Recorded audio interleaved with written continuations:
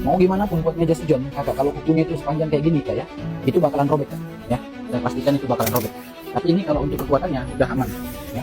Udah kita cek, harganya cuma 5 aja. Boleh dicek aja di kolom sini. Nih. Ini udah press person semuanya kak ya.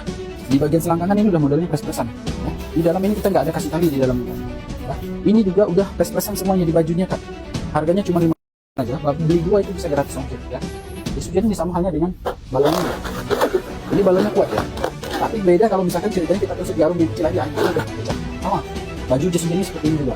Jadi kalau mau awet, dijaga jangan sampai kena benda tajam ya. Tapi untuk kerembes atau tidak ini dijamin nggak bakalan nembes.